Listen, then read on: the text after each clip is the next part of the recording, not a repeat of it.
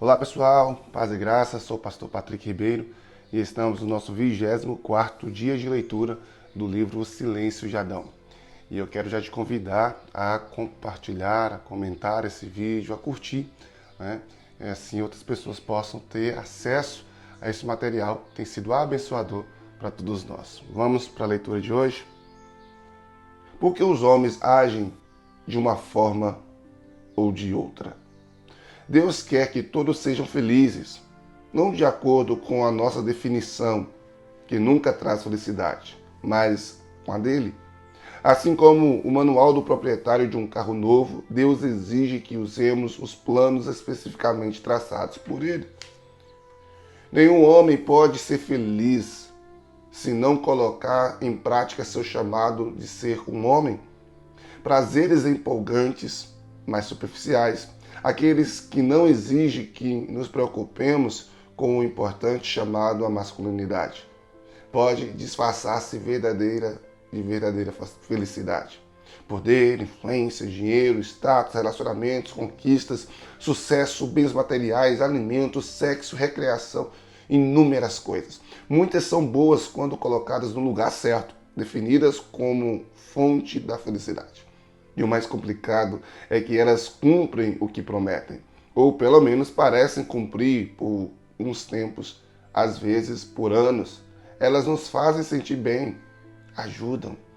Contudo, não fazem o trabalho, não produzem o contentamento que supera a perda, uma alegria que intensifica no sofrimento, uma confiança humilde que persiste no fracasso e nos contratempos. Quando saímos em busca dessas fontes de prazer, somos reduzidos a marionetes sustentadas por cordões que, se cortados, nos deixam amontoados no chão. Nenhum homem pode ser feliz sem pôr em prática o chamado de tornar-se visível aquilo que é difícil enxergar a respeito de Deus. Um homem é feliz quando mostra em sua vida que Deus está sempre se movendo, nunca para diante da escuridão e está continuamente fazendo algo bom. Não importa quantas vezes ruins possam aparecer. Não importa quantas coisas ruins possam aparecer. Os homens são chamados a pairar sobre as trevas, a entrar no ministério do relacionamento e até humilharem o suficiente para confiar em Deus e depois agirem para levar adiante os desígnios de Deus. A propósito, essa ação cairá no chão com um estrondo se Deus não estiver presente nela. A maioria dos homens nunca pensam assim. Nunca pensam um segundo sequer no chamado de Deus. E nem mesmo o melhor dos homens vive completamente sua masculinidade. Se for verdade que nenhum homem pode ser completamente feliz sem honrar com perfeição o chamado de Deus para ser homem, conclui-se que nenhum homem na Terra é completamente feliz. Cada um de nós luta contra alguma dose de infelicidade, alguma experiência de vazio interior e insatisfação inquietante que o nosso Criador nunca desejou que suportássemos. Das profundezas de nosso coração, daqueles lugares do nosso ser que não entendemos, emerge um anseio, um desejo desesperado de uma resposta, um vazio que precisa ser preenchido. É também uma turbulência zangada que não nos permite permanecer parados. Todo homem sabe, até certo ponto, que não é totalmente feliz. E, quando seus anseios não são satisfeitos, emergem à luz do dia. Ele é confrontado com a escolha fundamental da existência humana. Confiar em Deus ou não confiar nele. Acender o próprio fogo ou confiar no nome do Senhor. Se ele confia em Deus, a infelicidade, que deve continuar até a morte, é cercada de esperança, de aceitação, de significado, apesar da imperfeição. E ele recebe poder para se mover bem. Isso traz alegria. Se ele recusa confiar, a infelicidade dentro dele passa a ser seu problema mais urgente.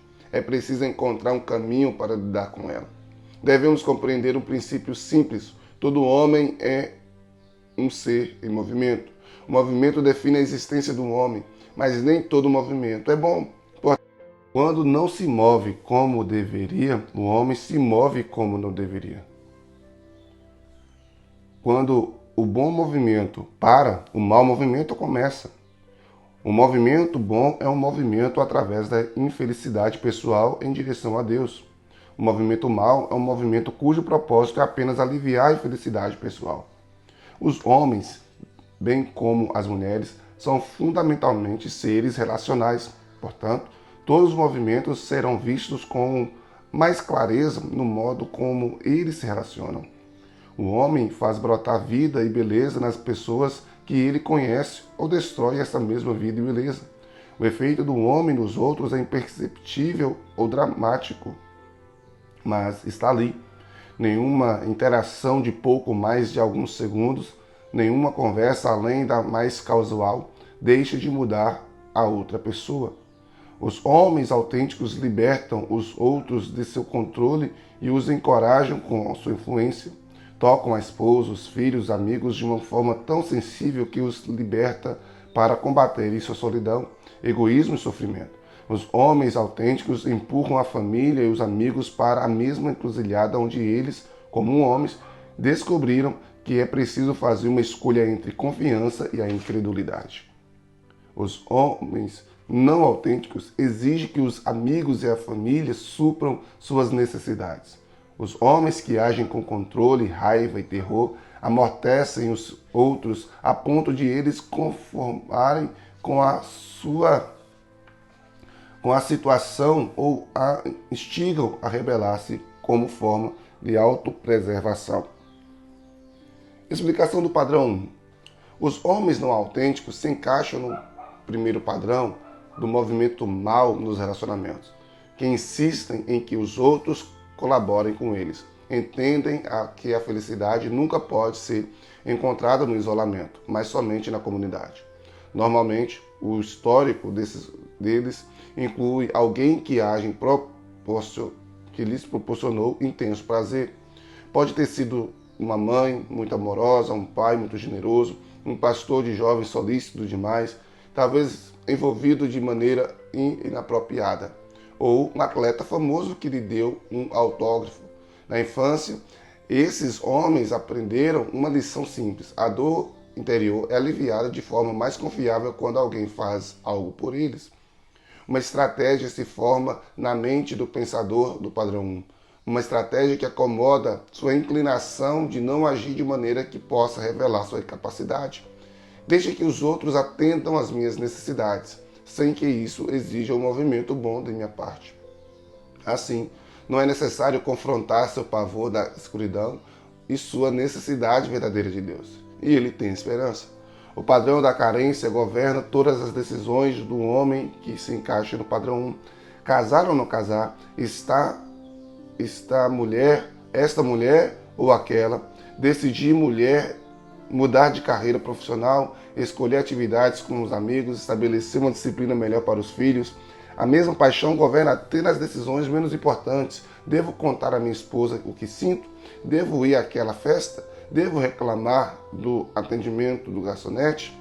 Tal qual o filho de um homem rico que depende dos cheques mensais que recebe da herança deixada pelo pai, um homem governado pela carência acha que tem o direito de nunca agir por conta própria. Está disposto a ser responsável até certo ponto e quase sempre disposto a ser bondoso e atencioso, às vezes até sacrificando para ser útil, mas sempre exigindo que alguém note e que alguém lhe dê algo que o faça sentir bem. Esse é o homem padrão 1. O homem padrão 2, explicação do padrão 2. Os homens não autênticos reconhecem os outros demonstrando uma carência bem controlada ou os empurra para longe deles a fim de evitar qualquer tipo de ligação significativa. Os homens governados pela paixão da agressividade têm comumente uma história mais caracterizada por negligência e raiva que por envolvimento prazeroso, disciplina rigorosa, pais preocupados, mães emocionalmente ausentes, igrejas inexpressivas, teologia legalista. A conexão relacional nunca existiu por muito tempo na vida deles. Os homens que agora agem de acordo com o padrão 2 queriam muito se relacionar com os outros, mas perderam a esperança. Era mais fácil matar seus desejos de intimidade e seguir em frente que aceitar seus anseios e mágoas. Admitir que desejavam muito relacionar-se com os outros tornou-se um pavor maior para eles que a ideia de procurar um relacionamento sem jamais o encontrar.